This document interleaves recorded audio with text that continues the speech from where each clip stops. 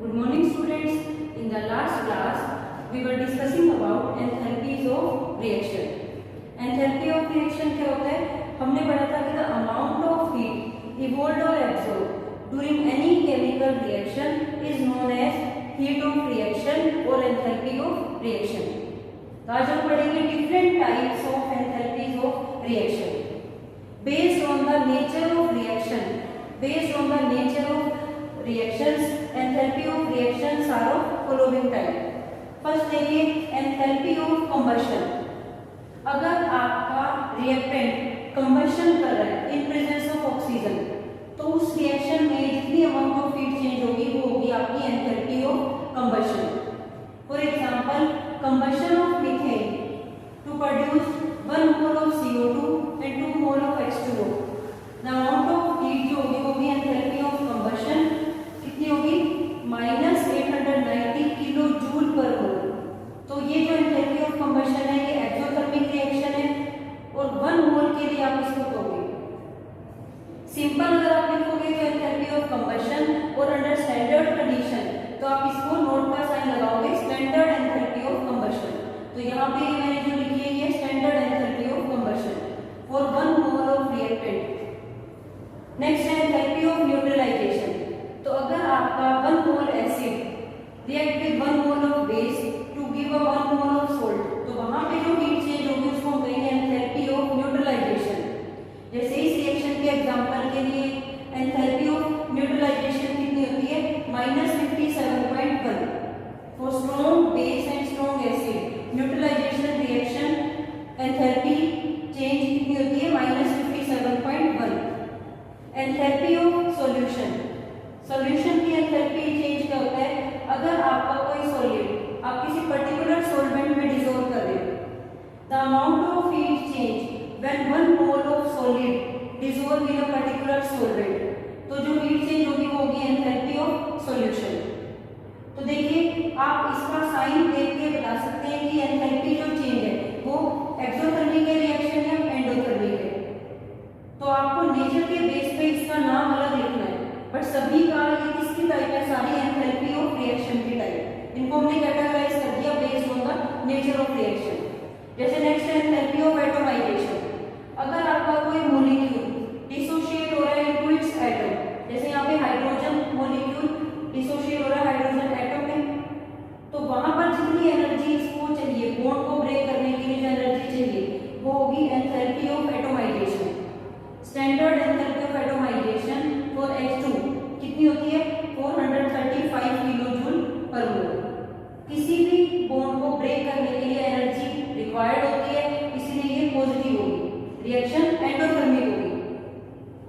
Next है enthalpy of hydration. Enthalpy of hydration क्या होता है? अगर आपका कोई एनहाइड्रस सॉल्ट है उसमें आपको वाटर ऐड करना है, उसको हाइड्रेटेड बनाना है, तो जितनी अमाउंट ऑफ हीट रिलीज होगी वो होगी एंथैल्पी ऑफ हाइड्रेशन.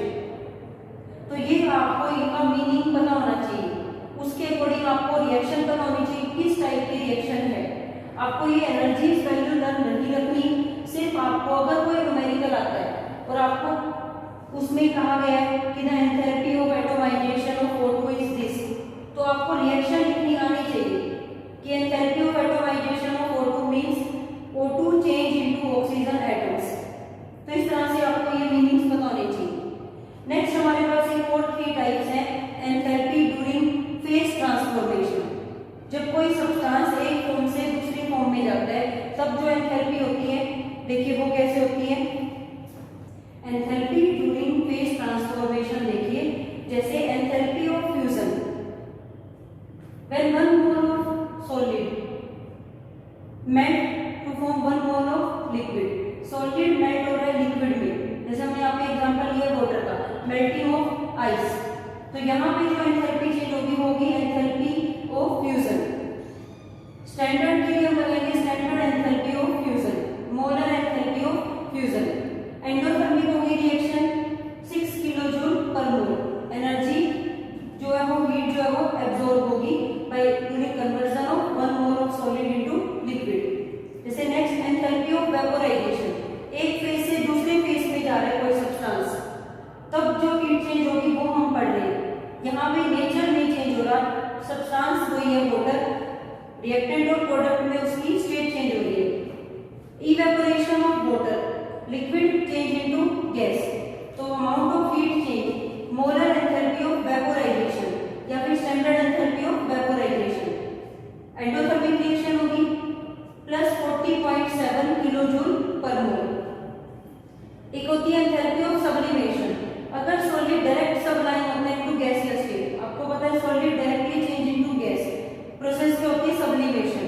तो ड्यूरिंग दैट प्रोसेस जितनी अमाउंट ऑफ हीट चेंज होगी रिएक्शन में उसको हम किससे डिनोट करेंगे, enthalpy of sublimation. Under standard condition standard enthalpy of sublimation. तो इस तरह से ये डिफरेंट टाइप्स ऑफ एंथैल्पीज होती हैं जिनको हम यूज करते हैं इन डिफरेंट केमिकल रिएक्शंस। इनके नेम्स चेंज हो जाते हैं depending upon the nature of reaction. और आपको इन सभी रिएक्शंस की अगर आपको एंथैल्पी चेंज निकालनी है तो आप क्या फॉर्मूला पुट करते हैं, ये आपको मैंने लास्ट क्लास में कराया था। Enthalpy of reaction is equal to standard enthalpy of reaction अगर कैलकुलेट करना है आपको, summation of sum of enthalpy of formation of products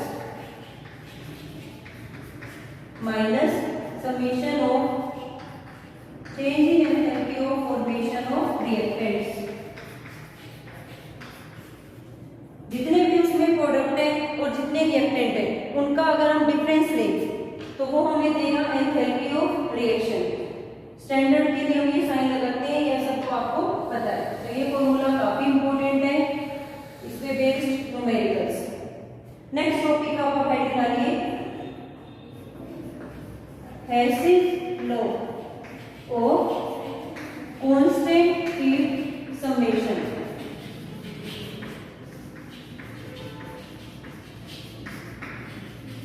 very important.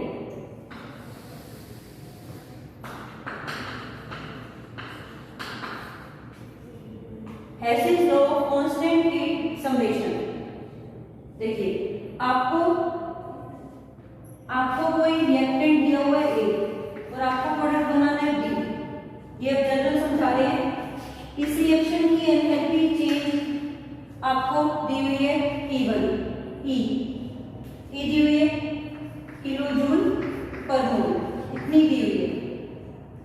इस लॉ के अकॉर्डिंग क्या है, ये रिएक्शन ए से बी प्रोडक्ट बनना है, वन स्टेप में हो गई और इतनी रिएक्शन जो है हीट जो है वो इसमें क्या हुई, एब्जॉर्ब हुई, रिएक्टेंट ने एब्जॉर्ब की, बिकॉज यहाँ पे पॉजिटिव साइन लगा है। अब इस बात के अकॉर्डिंग सपोज ए से बी डायरेक्ट नहीं बनता, पहले ए से सी बनता है और फिर सी से बी बनता है। ईच स्टेप में जितनी एंथैल्पी चेंज होगी, सपोज ए से सी में एंथैल्पी चेंज है E1 और सी से जब बी बनेगा तो एंथैल्पी चेंज है E2। ये enthalpy change of first reaction, enthalpy change of second reaction, ये है टोटल एंथैल्पी चेंज। इसके अकॉर्डिंग है कि अगर रिएक्शन एक स्टेप में हो या एक से ज्यादा स्टेप में हो, जो टोटल एंथैल्पी चेंज होती है वो चेंज नहीं होगी, वो क्या रहेगी, कांस्टेंट रहेगी।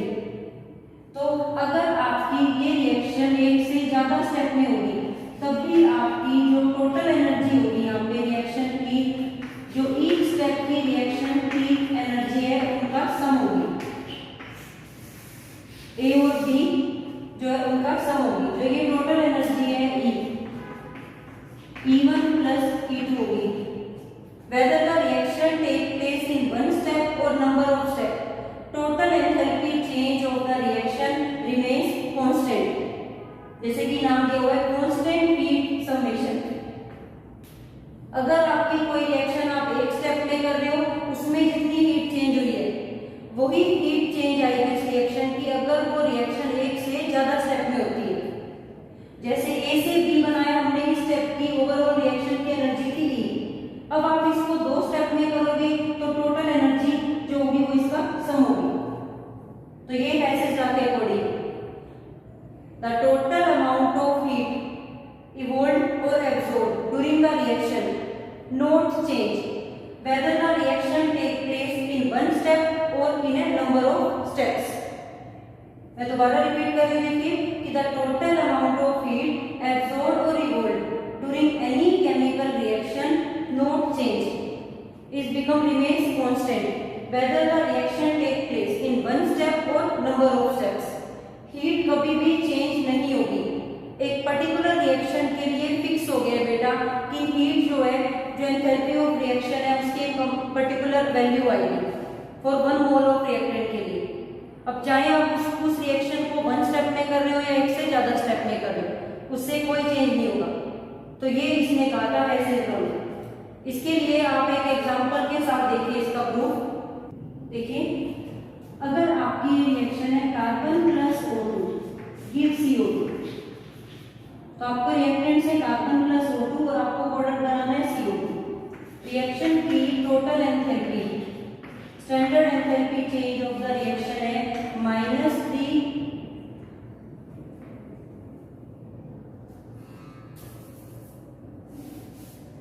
रिएक्शन की total enthalpy change of the reaction है -393.5 किलो जूल। अब ये रिएक्शन की ओवरऑल टोटल एंथैल्पी चेंज है। अगर मैं इस रिएक्शन को स्टेप में करें, देखिए स्टेप्स में करें। Step 1, carbon plus half O2, carbon monoxide बने। इस रिएक्शन की एंथैल्पी चेंज है -110.5 किलो जूल। और फर्दर फिर सेकंड स्टेप क्या होगा, carbon monoxide add half O2 molecule and form CO2। तो सेकंड रिएक्शन की एंथैल्पी चेंज होगी आपकी -283। अकॉर्डिंग टू हेसिस लॉ, अगर हम इन दोनों रिएक्शंस को ऐड करें, टोटल अगर हम इन दोनों रिएक्शंस को ऐड करें तो इन दोनों रिएक्शंस की जो ओवरऑल आएगी एंथैल्पी चेंज वो भी होगी इक्वल कि the total enthalpy of the reaction is sum of enthalpies of each step. CO से CO कट जाएगा तो आपके पास ये रिएक्शन आ जाएगी, carbon plus O2 give CO2। और टोटल एंथैल्पी जो रिएक्शन की होगी वो किसके इक्वल होगी, प्लस H2। अब आप फर्स्ट रिएक्शन की एंथैल्पी चेंज कितनी है, इतनी, और सेकंड रिएक्शन की है बस ये। तो जो आपका आंसर आएगा इतना ही आएगा जितनी आपकी 1 स्टेप में रिएक्शन में हीट चेंज हो रही थी, उतनी आपकी इनका सम करके उतनी आती। तो ये आपका प्रूफ हो गया कि द टोटल, ठीक है, the total enthalpy of reaction is constant, remains constant whether the reaction take place in one step or in a number of steps। तो अगर आपको एक कंप्लीट रिएक्शन की एंथैल्पी निकालनी है और आपको स्टेप्स की दी हुई है, तो आप इसको रीअरेंज करके निकाल सकते हो। आपको मल्टीपल स्टेप्स की दी हुई है अगर, तो आप हेसिस लॉ के अकॉर्डिंग निकाल सकते हो एंथैल्पी ऑफ रिएक्शन। ये आपको कैलकुलेट करनी हो। देखो क्वेश्चन कैसा आता है, आपको बिल्कुल सिंपल क्वेश्चन आता है। अगर सिंपल बिल्कुल बेसिक लेवल से अगर मैं आपको बताऊं, तो अगर इसी क्वेश्चन को लिखें तो कुछ इस टाइप से आ जाता है। देखो आपको कहा है calculate the enthalpy change of this reaction. आपको इस रिएक्शन की एंथैल्पी निकालनी है और आपको ये 2 रिएक्शंस दी हुई है, ये डाटा दिया हुआ, ये आपको गिवन है, ये आपको गिवन होगा और ये आपको कैलकुलेट करना है। तो अब आपको देखना है, इसको ऑब्जर्व करना है कि ये इस रिएक्शन के स्टेप्स दिए हुए हैं। जब आप इन्हें ऐड करेंगे तो ओवरऑल रिएक्शन आपकी यही बननी चाहिए। उस तरह से आपको इन्हें अरेंज करना है कि आपकी इन रिएक्शंस को अगर ऐड करके बनती है या सब्ट्रैक्ट करके, वो आपको देखना पड़ेगा। फिर आपकी ओवरऑल रिएक्शन यही बननी चाहिए और उसके अकॉर्डिंग फिर आपको इन्हें भी ऐड कर देना है। और ये 1 मोल के रिस्पेक्ट में होगी, यहाँ पे 1 मोल है, ठीक है, इसके अकॉर्डिंग करना। तब आप इस पे बेस्ड क्वेश्चंस आपको कैसे सोल्व करने हैं ये देखिए आप। अब आपको मैं करा रही हूँ numerical parts based on calculation of enthalpy change of reaction. आपके पास 2 फॉर्मूले रहेंगे बेटा एंथैल्पी चेंज ऑफ रिएक्शन को कैलकुलेट करने का। एक आपको मैंने जो सिखाया ये वाला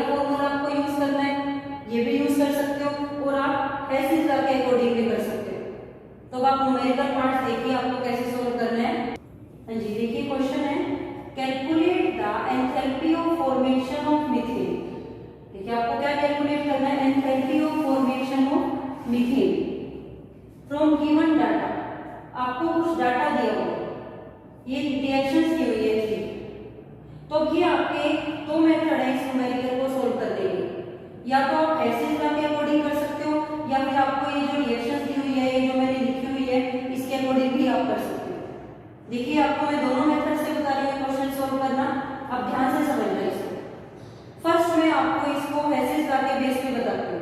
देखिए आपको निकालना है enthalpy of formation of methane. सबसे पहले जो आपको निकालना है, आपको रिएक्शन बनानी है enthalpy of formation of methane.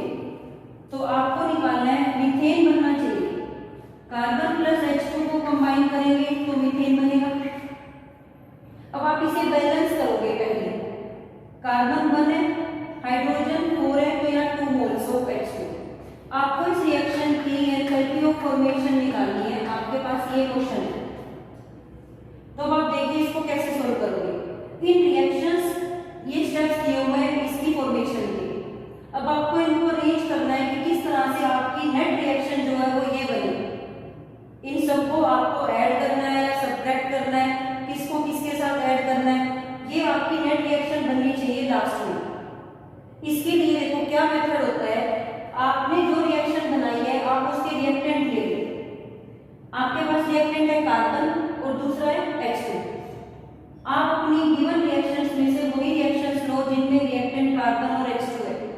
तो देखिए आपकी रिएक्शन में कार्बन किस में है रिएक्टेंट, फर्स्ट रिएक्शन में, आप उसको लिखिए। ठीक है, अब मैं आपको यहाँ बताती हूँ। देखो आप इसको यहाँ लिखिए, carbon plus O2 give CO2, ये आप यहाँ लिख लीजिए। आपको ये कैलकुलेट करना है, carbon plus 2H2 form methane. इस रिएक्शन की एंथैल्पी ऑफ फॉर्मेशन आपको कैलकुलेट करना है। इसके लिए आपको कितनी एंथैल्पी गिवन है,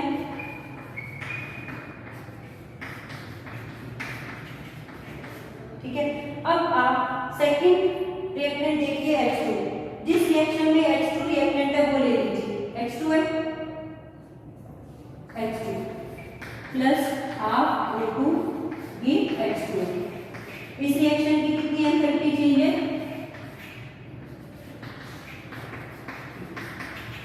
अब ये दोनों रिएक्टेंट्स हैं, आप इन्हें ऐड करोगे, बट आप चेक करोगे कि यहाँ पर इनके 1 मोल है जो यहाँ पे आपको दिए हुए, तो 1 मोल कार्बन है, इस रिएक्शन में भी 1 मोल कार्बन कंबशन हो रही है, बट आपकी जो रिएक्शन है उसमें 2 मोल H2 है, और यहाँ किसके लिए दी हुई है, 1 मोल H2 के लिए।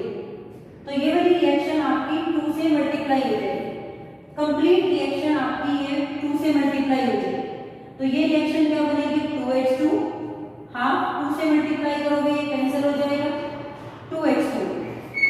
साथ ही साथ आपकी जो ये एनर्जी की वैल्यू है ये भी मल्टीप्लाई होगी 2 से, तो ये भी आपकी 2 से मल्टीप्लाई हो जाएगी। इसके बाद जब आप इसको 2 से मल्टीप्लाई करेंगे तो देखिए रिएक्शन का में कितना आएगी वैल्यू, इसको आप 2 से मल्टीप्लाई करोगे तो 6.175 किलो जूल पर मोल। अब दोनों रिएक्टेंट्स हैं इस साइड, तो आप इन्हें ऐड करोगे, ऐड कर लोगे, क्या बना देखो, carbon plus 2H2 plus 2O2 give CO2 plus 2H2, और टोटल एनर्जी आप इन्हें ऐड करोगे तो कितना आएगा, 1.569 किलो जूल पर मोल। और जो आपका रिएक्टेंट है, जिस रिएक्शन में आपका रिएक्टेंट है मीथेन, उसको आप इस रिएक्शन से सब्ट्रैक्ट कर दोगे। तो अगर आपका रिएक्टेंट मीथेन इस साइड है, रिएक्टेंट की साइड,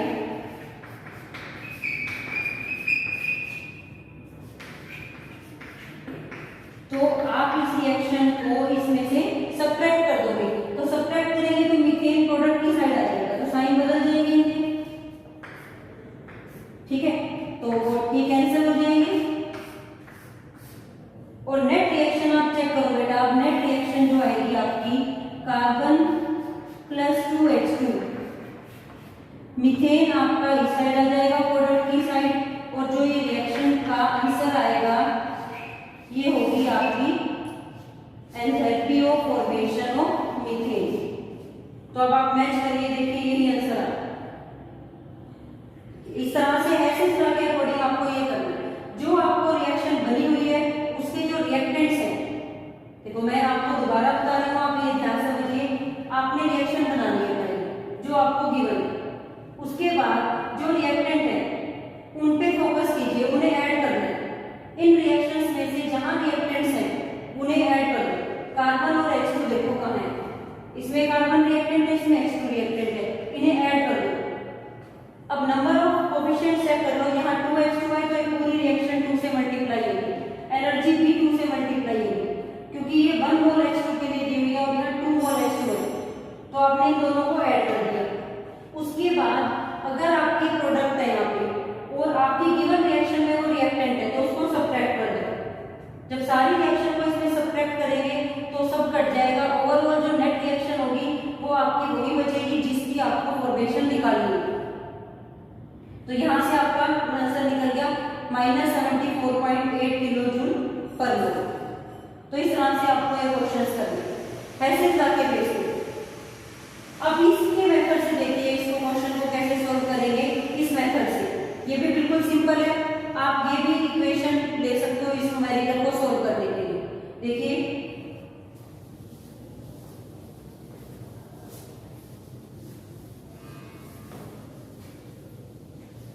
आपको निकालना है enthalpy of formation of methane. अब आप इन तीनों रिएक्शन में वो रिएक्शन देखिए जिसमें मीथेन है, आपकी थर्ड रिएक्शन में मीथेन है, आपको इस रिएक्शन की एंथैल्पी दी हुई है तो आप फॉर्मूला लगाओगे ये वाला। इसमें क्या होता है, sum of enthalpy of formation of product minus reactant. तो अब आप उसके अकॉर्डिंग अगर आप इसके लिए फॉर्मूला लिखें enthalpy of reaction equals to sum of enthalpy of formation of CO2 plus enthalpy of formation of water, ये तो हो गए product, minus sum of enthalpy of formation of methane plus sum of enthalpy of formation of O2। ठीक है, ये formula आपको पता है, प्रोडक्ट माइनस रिएक्टेंट। अब देखिए, अब आप इस फॉर्मूले की हेल्प से डायरेक्ट सॉल्व कर सकते हो। आपको एंथैल्पी ऑफ रिएक्शन गिवन है -890.3, enthalpy of formation of CO2 देख लीजिए, CO2 की एंथैल्पी ऑफ फॉर्मेशन कितनी है -393.5 plus enthalpy of formation of H2O, water की एंथैल्पी ऑफ फॉर्मेशन ये आप ये देखिए यहाँ पर वाटर फॉर्म हुआ है तो ये enthalpy of formation of water -285.8, ये आपके हो गए product, minus enthalpy of formation of methane, ये आपको कैलकुलेट करनी है, और जो enthalpy of formation of water होती है वो 0 होगी। तो यहाँ से आप इजीली निकाल सकते हैं enthalpy of formation of methane. आप इसको सोल्व कीजिए, आपका आंसर सेम आएगा जो आपका ऐसी क्लास से आपने सोल्व किया था। तो ये भी एक सिंपल मेथड है, इस इक्वेशन का यूज करके आप डायरेक्ट निकाल सकते हो इसमें enthalpy of formation of methane. अगर आपको कंबशन ऑफ मीथेन गिवन है, इसी तरह से अगर आपको किसी और रिएक्शन में एंथैल्पी ऑफ फॉर्मेशन निकालनी है और अगर आपको उसकी कोई और रिएक्शन गिवन है जस्ट एज कंबशन या उसकी फॉर्मेशन, तो उसकी हेल्प से आप निकाल सकते हो। जैसे अब मैं आपको एक क्वेश्चन दे रही हूँ, ये आपके लिए होमवर्क है, ये आपको खुद सोल्व करना है और ट्राई करना है कि इसमें आपको कैसे रिएक्शन अरेंज करनी है।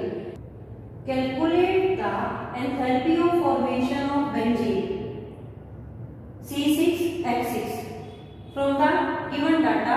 आपको 3 रिएक्शन दी हुई है, आपको निकालनी है enthalpy of formation of benzene. आपको रिएक्शन दी हुई है enthalpy of formation of CO2, ठीक है, ये आपने अभी कराई है। और सेकंड रिएक्शन दी हुई है आपको enthalpy of formation of water, और थर्ड है enthalpy of combustion of benzene. तो इन तीनों रिएक्शंस की हेल्प से आपको निकालनी है enthalpy of formation of benzene. तो आपको मैंने दो मेथड बताए हैं, आप हेसिस लॉ का यूज करके भी निकाल सकते हो और आप इस रिएक्शन का यूज करके भी निकाल सकते हो। ठीक है, आपको क्या निकालना है, enthalpy of formation of benzene. आपकी रिएक्शन ये बनी 6 carbon plus 3 H2 give C6H6, enthalpy of formation of benzene, ये आपको कैलकुलेट करना है। तो ये क्वेश्चन आपको खुद से करके देखना है और आपको इसका आंसर सॉल्व करना है। नेक्स्ट टॉपिक अब हम स्टार्ट करते हैं। आप हेडिंग डालिए bond enthalpy, bond energy and bond enthalpy. देखिए, अगर आप कोई मॉलिक्यूल लें H2 और इसको आपको डिसोशिएट कराना है, बॉन्ड को ब्रेक करना है, इसके बीच में जो बॉन्ड है कोवेलेंट बॉन्ड, इसको आपको ब्रेक करना है और चेंज करना है इसको एटम्स में, गैसियस एटम में। तो दो एटम के बीच में जो बॉन्ड होगा उसको तोड़ने के लिए एनर्जी रिक्वायर्ड होगी। तो जितनी अमाउंट ऑफ एनर्जी रिक्वायर्ड होगी टू ब्रेक दिस बॉन्ड, वो एनर्जी होगी बॉन्ड डिसोसिएशन एनर्जी। तो बॉन्ड डिसोसिएशन एनर्जी को अगर हम पहले डिफाइन करें, बॉन्ड डिसोसिएशन एनर्जी,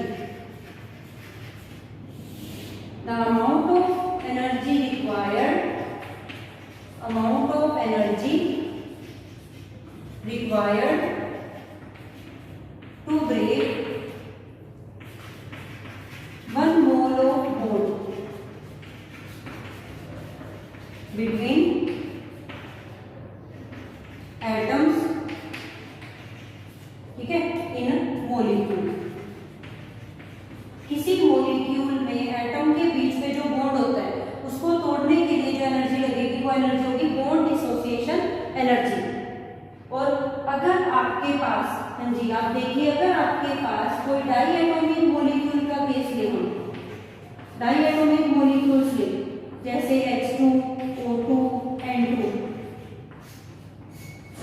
जब इसे हम एनर्जी देते हैं तो दे change into their atom, they constituent atoms में सेपरेट आउट हो जाता है, टूट जाता है।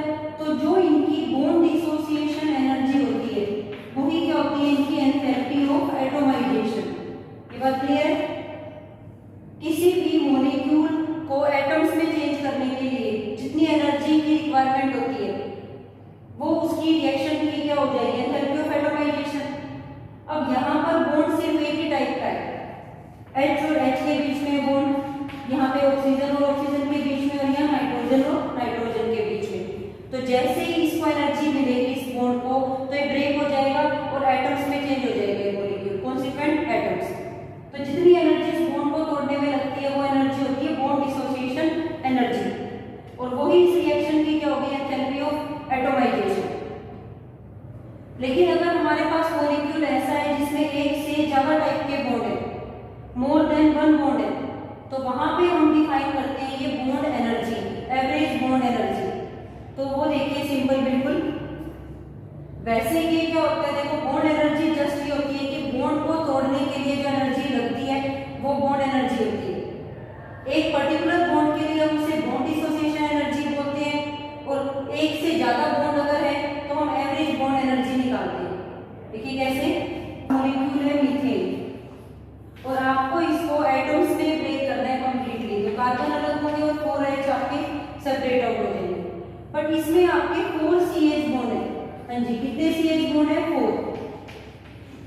तो सभी CH बॉन्ड के लिए बॉन्ड डिसोसिएशन एनर्जी सेम नहीं है।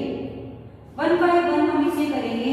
देखो सबसे पहले 1H रिमूव होगा और ये किसमें चेंज हो जाएगा, CH3। फिर नेक्स्ट CH3 डिसोशिएट होकर बनाएगा CH2, then release H, CH2 से CH फिर H, एक बॉन्ड ब्रेक होगा और फिर CH से कंप्लीट H।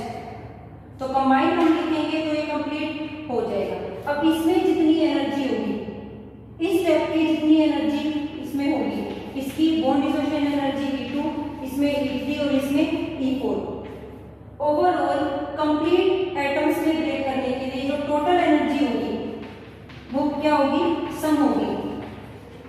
सभी का। अब आपको कंप्लीट हमें एवरेज निकालेंगे कि सभी को तोड़ने के लिए कितनी एनर्जी लग रही है। एवरेज हम कह देंगे, जैसे सपोज इसको 10 लग रही है, 10 किलो जूल, इसमें 9 किलो जूल, इसमें 7 किलो जूल और इसमें 5 kilo joule. Overall total energy कितनी लगी हम इनका सम करेंगे। लेकिन सारे बॉन्ड एक जैसे हैं CH, तो एवरेज लेंगे, तो एवरेज बॉन्ड एनर्जी कैसे निकलेगी,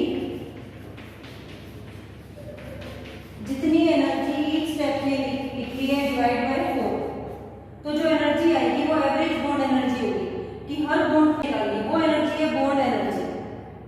ठीक है, सिंपली हम डायएटॉमिक में यही कहेंगे कि जो बॉन्ड एनर्जी होती है वो होती है बॉन्ड डिसोसिएशन एनर्जी, जो बॉन्ड को तोड़ने के लिए एनर्जी लगती है।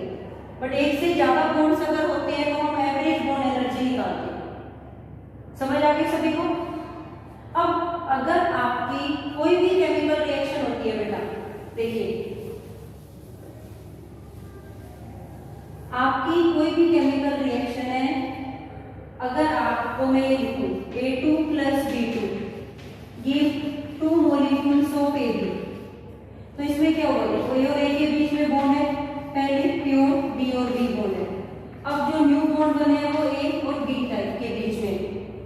तो जब भी कोई केमिकल रिएक्शन होती है और नया प्रोडक्ट बनता है, तो जो रिएक्टेंट्स के बीच में बॉन्ड होंगे वो ब्रेक होंगे। उन बॉन्ड्स को ब्रेक करने के लिए एनर्जी की रिक्वायरमेंट चाहिए होगी, रिक्वायर्ड होगी एनर्जी, और न्यू सब्सटेंस में न्यू बॉन्ड्स बनेंगे तो एनर्जी रिलीज होगी। तो बॉन्ड एनर्जी के बेस पे भी हम आपकी energy of reaction, enthalpy of reaction निकाल सकते हैं। देखिए कैसे, अगर आप देखो इन बॉन्ड्स को तोड़ने के लिए ये रिएक्टेंट्स और ये आपके प्रोडक्ट, अगर मैं आपके पास पहला केस लूं, फर्स्ट केस, बॉन्ड जो रिएक्टेंट्स के वो ज्यादा स्ट्रॉन्ग है प्रोडक्ट के कंपेयर में। अगर रिएक्टेंट्स के बीच में बॉन्ड ज्यादा स्ट्रॉन्ग है प्रोडक्ट से, तो इनको तोड़ने में एनर्जी ज्यादा लगेगी। तो एनर्जी जो होगी रिएक्टेंट्स की प्रोडक्ट से ज्यादा होगी। तो ओवरऑल जब हम चेंज निकालेंगे, चेंज एनर्जी का, तो रिएक्टेंट्स की ज्यादा होगी, तो रिएक्शन कैसी होगी, एंडोथर्मिक। ठीक है, रिएक्शन कैसी आएगी, अगर ये ज्यादा होगी तो रिएक्शन कैसी आएगी, एक्सोथर्मिक रिएक्शन आएगी, हीट इवोल्व होगी।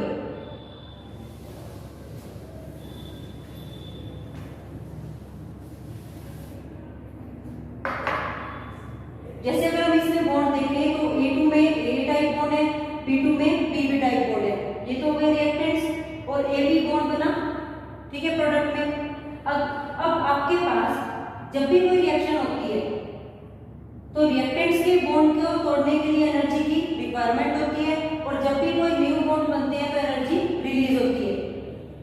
अगर रिएक्टेंट के बॉन्ड प्रोडक्ट के बॉन्ड से ज्यादा स्ट्रॉन्ग है तो रिएक्शन में हीट देनी पड़ेगी, और अगर प्रोडक्ट के बॉन्ड ज्यादा स्ट्रॉन्ग बनेंगे तो एनर्जी ज्यादा रिलीज होगी।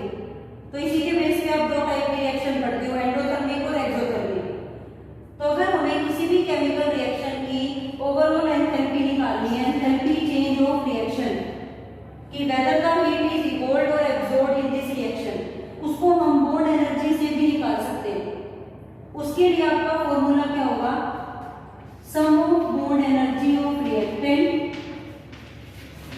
या ध्यान रखना इसमें चेंज हो गया थोड़ा सा formula, minus sum of bond energy of product.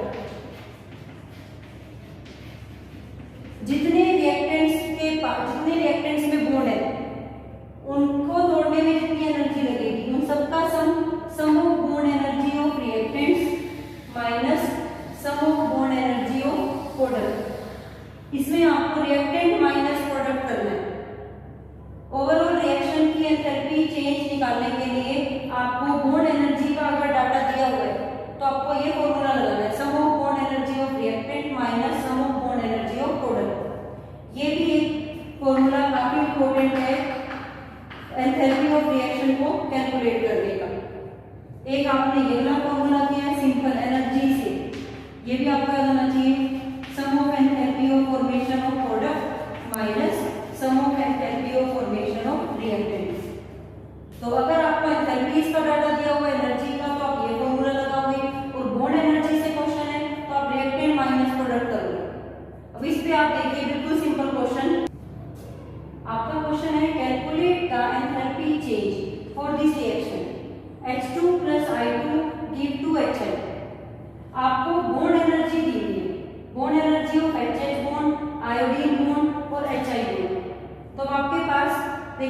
Formula है एंथैल्पी ऑफ रिएक्शन निकालने का। अभी मैंने आपको लिखा था sum of bond energy of reactant minus sum of bond energy of product. तो अब आप रिएक्टेंट्स में देखिए एच बॉन्ड की एनर्जी और आई बॉन्ड की एनर्जी जो है ऐड हो जाएगी। सम एच बॉन्ड की एनर्जी है 433 प्लस आयोडीन बॉन्ड की एनर्जी है 150। ये तो हो गई reactant minus bond energy of product. Product है एच आई। अब आपको बॉन्ड्स काउंट करने हैं। इसमें कितने एच आई बॉन्ड है? 2 एच आई। ये बॉन्ड एनर्जी है 1 मोल 1 बॉन्ड की, तो ये 2 से मल्टीप्लाई होगी। तो अब आप इसको सॉल्व कर लोगे। जब आप इसको सॉल्व करोगे तो आपका आंसर आएगा स्टैंडर्ड एंथैल्पी ऑफ रिएक्शन होगी यहाँ से माइनस, ठीक है, माइनस 14 किलो जूल पर मोल। इस रिएक्शन की एंथैल्पी इतनी है। तो इस तरह से आपको निकालना। अगर आपको बॉन्ड एनर्जी का डाटा दिया है तो आपको सिंपल रिएक्शंस में बॉन्ड्स काउंट करने हैं बहुत ध्यान से कि रिएक्टेंट्स के पास कितने बॉन्ड हैं और प्रोडक्ट में कितने बॉन्ड हैं और किस नेचर के। सबकी बॉन्ड एनर्जी गिवन होगी। आपको ओवरऑल रिएक्शन की एंथैल्पी निकालनी होगी।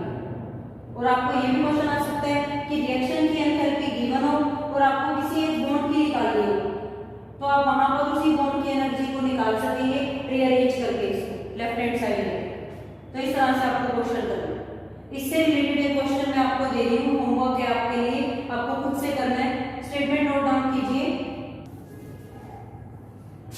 क्वेश्चन है, आपको ये रिएक्शन दी हुई है, इथीन की कंबशन की रिएक्शन है। Ethene plus O2 give to CO2 plus water. आपको इस रिएक्शन की एंथैल्पी निकालनी है। आपको ये डाटा दिया हुआ है बॉन्ड एनर्जी। तो आपको फॉर्मूला लगाना है sum of bond energy of reactant minus sum of bond energy of product. ये आपको खुद से सॉल्व करना है। मैं आपको थोड़ा सा इसमें जो आपको पॉइंट ध्यान रखना है वो बता रही हूँ। आपको बॉन्ड्स बहुत ध्यान से कैलकुलेट करने हैं। इसमें रिएक्टेंट्स में बॉन्ड कितने हैं ये आपको इसके कंप्लीट बॉन्ड फॉर्मूले से पता लगेगा। आप इस फॉर्मूले में देखिए ध्यान से। एक आपके पास यहाँ पे कार्बन कार्बन डबल बॉन्ड है और एक साइड पे 2 CH है। टोटल मिला के यहाँ पे 4 CH बॉन्ड है। इस मॉलिक्यूल के पास 3 डबल बॉन्ड O बॉन्ड है, ठीक है। यहाँ पर एक CO2 मॉलिक्यूल में कितने C डबल बॉन्ड होते हैं? 2 में कितने हो गए? 4। इसी तरह से आप एक वाटर मॉलिक्यूल का फॉर्मूला लिखेंगे। पहले एक वाटर मॉलिक्यूल में कितने OH बॉन्ड है? 2, तो 2 में कितने हो गए? 4 OH बॉन्ड। तो इस तरह से आपको बॉन्ड्स बहुत ध्यान से कैलकुलेट करने हैं। बस अब आपने बॉन्ड्स कैलकुलेट कर लिए तो अब आपको सिर्फ वैल्यू पुट करनी है, रिएक्टेंट माइनस प्रोडक्ट करना।